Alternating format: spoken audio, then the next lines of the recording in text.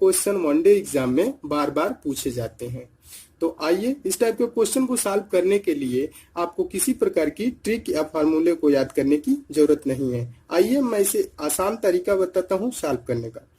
देखिए क्वेश्चन क्या कह रहा है, व्यक्ति ए की आय व्यक्ति बी की आय से 25% अधिक है, तो व्यक्ति बी की आय व्यक्ति ए की आय से कितने प्रतिशत कम होगी। देखिए इसे सॉल्व कैसे करते हैं। यहाँ लिख लेंगे ए, यहाँ लिख लेंगे बी। क्वेश्चन कह रहा है ए की आय बी की आय से 25% अधिक है, ठीक है। तो व्यक्ति बी की आय माना 100 रुपए है, ए की आय 25% अधिक है बी की आय से। तो प्रतिशत अधिकता को हम कभी भी 100 से क्या करेंगे, जोड़ के लिखेंगे 100 में, और कमी को 100 से घटा के लिखेंगे। तो आपका कह रहा है 25% अधिक है, तो ए की आय कितनी हो जाएगी, 125। अब कह रहा है तो व्यक्ति बी की आय व्यक्ति ए की आय से कितने प्रतिशत कम होगी। देखिए कितने प्रतिशत कम होगी व्यक्ति बी की आय। ऐसे आपका रुपए में कितना कम है, कितना कम है, तो इसे हम लिखेंगे कितना कमी है, ये आपका 25 कम है। तो इसे हम लिखेंगे कमी प्रतिशत बराबर कितने की कमी है, 25 की कमी है। किससे कमी है, व्यक्ति बी की आय व्यक्ति ए की आय से कम है।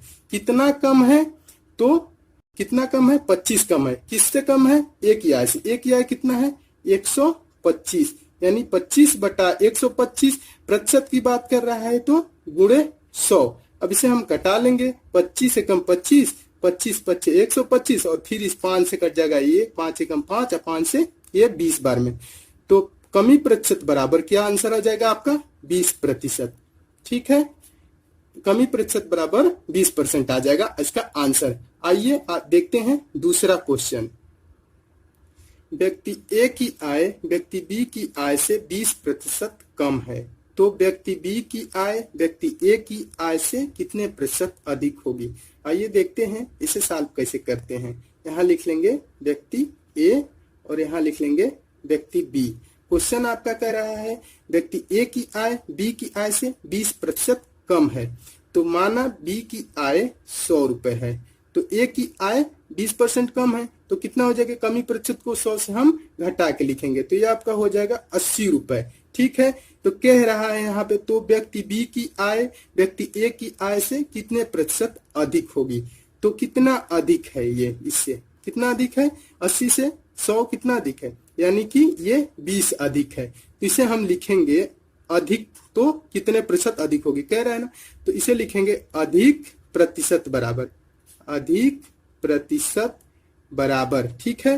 तो अधिक कितना अधिक आपका था, 20 अधिक था। बी की आय ए की आय से कितना अधिक था, 20 अधिक था। किसकी आय से अधिक था, ए की आय से। ए की आय कितनी है, आपका 80 है। अब प्रतिशत की बात कर रहा है तो गुणे 100, ठीक है। तो ये आपका कटेगा 20 से, 20 चौक को 80, और 4 से 100 कटेंगे कितने बार में, 25 बार में कटेगा, ठीक है। तो इसका आंसर आपका हो जाएगा 25%। आइए अगला क्वेश्चन देखते हैं इसी टाइप का। चीनी के मूल्य में 20% की वृद्धि होती है, चीनी की खपत में कितने प्रतिशत कम की जाए ताकि उस पर होने वाला खर्चा पहले जितना ही रहे। देखिए इसे सॉल्व कैसे करते हैं। यहाँ लिख लेंगे पहले, ठीक है। पहले कितना था, 100 था, माना पहले 100 था। अब कितना हो गया, ठीक है। अब कितना हो गया, 20% की वृद्धि होती है। 20% की वृद्धि होती है तो 100 में जोड़ लेंगे, कितना हो गया, 120 हो गया, ठीक। तो क्या रहा है आपको, चीनी की खपत कितने प्रतिशत कम की जाए ताकि उस पर होने वाला खर्चा पहले जितना ही रहे, ठीक है। कमी करना है कि पहले जितना ही रहे, तो कितनी की कमी करेंगे कि 100 आ जाए, 120 में 20 की कमी करेंगे। तो आइए यहाँ देखते हैं, कमी प्रतिशत पूछ रहा है, कितने प्रतिशत कम की जाए, तो इसलिए कमी प्रतिशत बराबर 20 की कमी करेंगे। कमी कितने करेंगे, 20 की करेंगे, तो कमी प्रतिशत 20 बटा किससे कम करेंगे, अब की अपेक्षा। अब कितना था, 120, तो 20 बटा 120 गुणे 100, ठीक है। तो इसे सॉल्व करेंगे, इसे कटा लेंगे, 20 से कम 20 और 20 छक्के 120, यानी कि आपका हो जाएगा ये 100 बटा 6। तो इसे हम सॉल्व करेंगे और आगे तक, तो ये आपका हो जाएगा 16 सही 2/3%।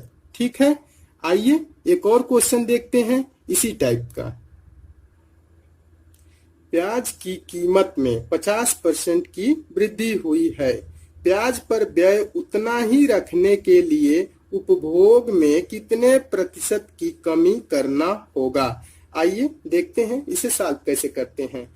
पहले कितना था, ठीक है, पहले माना 100 था, ठीक, तो अब कितना हो गया है, अब कितना हो गया, प्याज की कीमत में 50% की वृद्धि हुई है। 50 की वृद्धि हुई तो हम 100 में जोड़ लेंगे तो कितना हो जाएगा 150। तो कह रहा है प्याज पर व्यय उतना ही रखने के लिए उपभोग में कितने प्रतिशत का कमी करना होगा। हमें कमी करना है, कितना कमी करेंगे कि 100 हो जाए, कितना कमी करेंगे 50 की कमी करेंगे। तो ठीक है, तो पूछ रहा है प्रतिशत कमी करना होगा, तो कमी प्रतिशत बराबर हम लिखेंगे यहाँ पे कमी प्रतिशत बराबर कितने की कमी करना है 50 की कमी करना है। किससे कमी करना है 150 से, 50/150। अब प्रतिशत की बात कर रहा है गुणे 100। अब इसे हम कटा लेंगे, 50 × 50 और 50 × 150, ये आपका हो जाएगा 100/3। यानी कि इसे अब सॉल्व करेंगे तो ये हो जाएगा आपका 33 सही 1/3%। तो कमी प्रतिशत बराबर 33 सही 1/3%, ये आपका आंसर हो जाएगा। आइए देखते हैं एक और क्वेश्चन। एक व्यक्ति के वेतन में 10% की कमी की गई, ठीक, उसके कम किए गए वेतन में कितने प्रतिशत की वृद्धि की जाए ताकि यह उसके प्रारंभिक वेतन के बराबर हो जाए।